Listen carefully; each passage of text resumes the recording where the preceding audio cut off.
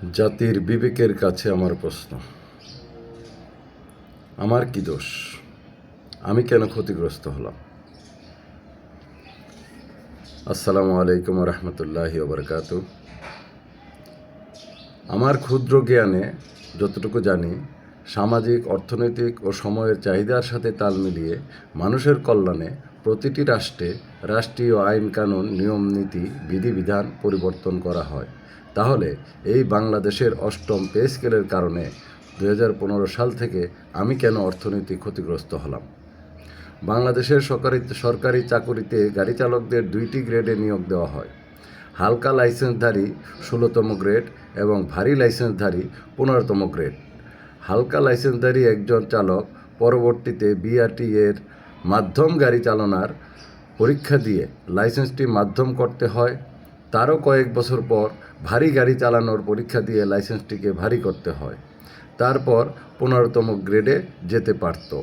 কিন্তু অষ্টম pay scale ঘোষণার পর কোনো গাড়ি চালক তার লাইসেন্স ভারী করার পর 16তম গ্রেড থেকে 15তম গ্রেডে যাওয়ার ফিক্সেশন করতে পারছেন না। আমি মোহাম্মদ আনোয়ার হোসেন। আমার লাইসেন্স ভারী থাকায় আমি 2005 সালে 15তম গ্রেডে যোগদান করি। তখন নিয়ম ছিল, একজন গাড়ি চালক চাকুরির 8 বছর, 12 বছর, 15 বছরে 3টি টাইম স্কেল পাবেন এবং 10 বছরে সিলেকশন গ্রেড পাবেন। সেই নিয়ম অনুযায়ী আমি যেহেতু 2005 সালে যোগদান করি, তাই 2013 সালে 8 বছর পূর্ণ হওয়ায় আমি 14তম গ্রেড প্রাপ্ত হই। একই নিয়মে 2015 সালে আমার চাকুরি 10 বছর পূর্ণ হওয়ায় আমি সিলেকশন গ্রেড পেয়ে 13তম গ্রেড প্রাপ্ত হই। তারপর 2015 সালে অষ্টম pay commission time scale selection grade বাতিল করে 2টি উচ্চতর গ্রেড চালু করে। একই পদে 10 বছর পূর্ণ হলে প্রথম উচ্চতর গ্রেড, পরবর্তী 6 বছর একই পদে থাকলে দ্বিতীয় উচ্চতর গ্রেড। তাই আমি যেহেতু 2015 সালে টাইম স্কেল ও 15 সালে সিলেকশন গ্রেড পেয়ে 13তম গ্রেডে এসেছি, আমার 2টি গ্রেড পাওয়া হয়ে গেছে। বিধায় 2015 সাল থেকে বর্তমান 2025 সাল পর্যন্ত মোট 10 বছর 13তম একই গ্রেডে আটকে আছি।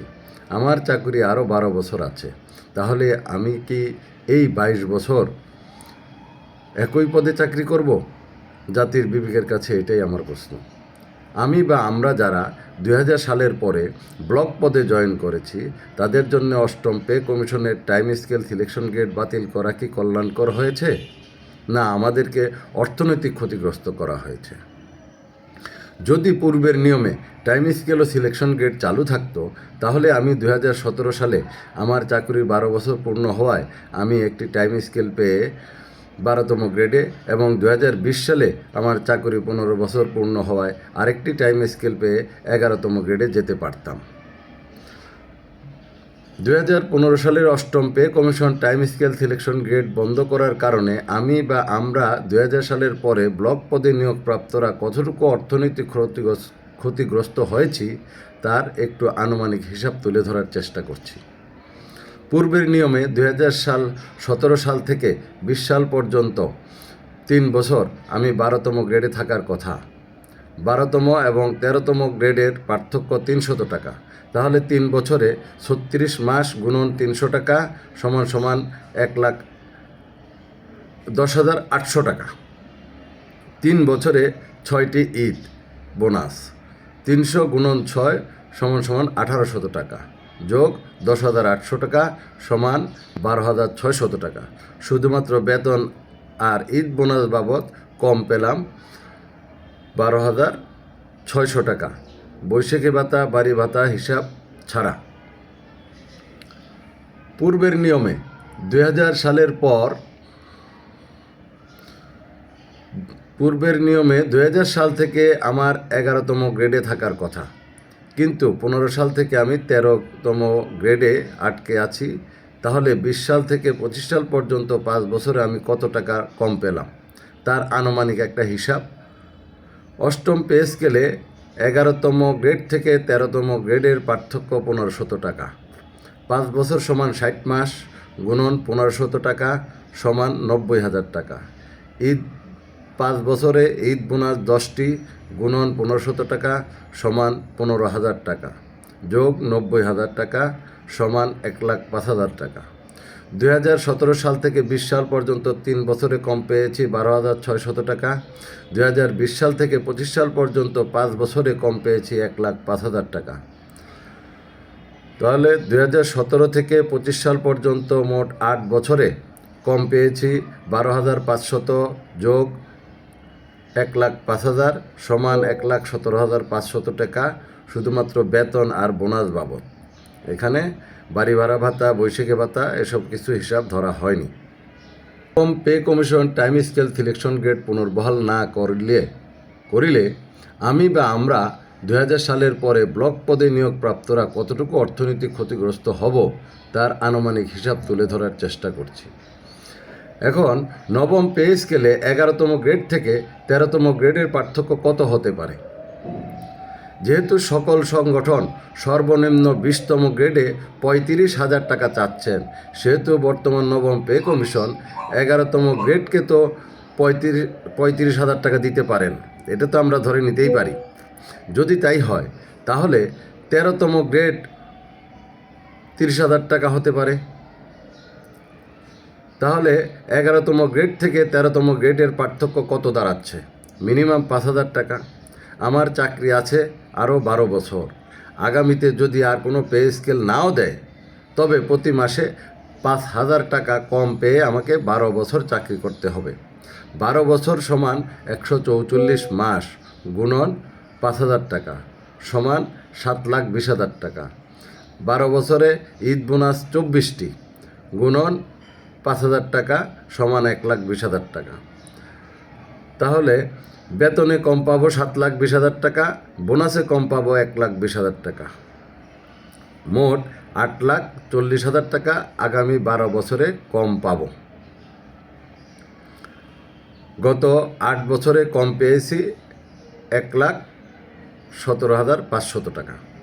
নবম পে স্কেলের পর যদি আর কোনো পে স্কেল নাও দেয় তাতেও শুধুমাত্র বেতন ও বোনাস বাবদ কম পাবো 8,40,000 টাকা। এবারে দেখি আমি অবসরে গেলে এককালীন কত টাকা কম পাব। বর্তমানে বেতন গ্র্যাচুইটি 1 টাকায় 230 টাকা।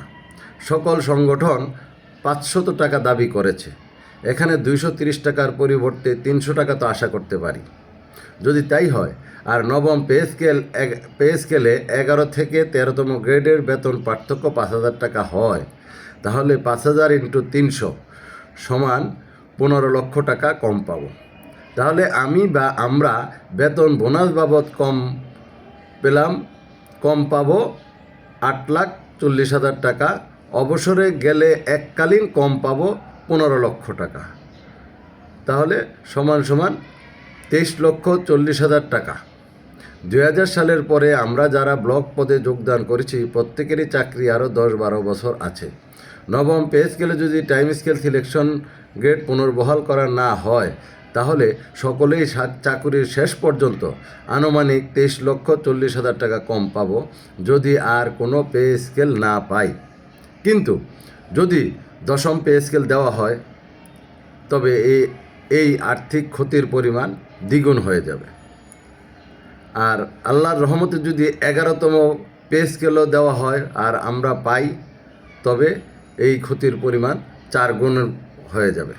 তাই বর্তমান পে কমিশনের সভাপতি সদস্য সচিব মহোদয়ের কাছে আমি বিনীতভাবে অনুরোধ জানাচ্ছি, দয়া করে আমরা নিম্ন বেতনভুক্ত ব্লক পদের কর্মচারী, দয়া করে আমাদেরকে এত বড় আর্থিক ক্ষতি করবেন না।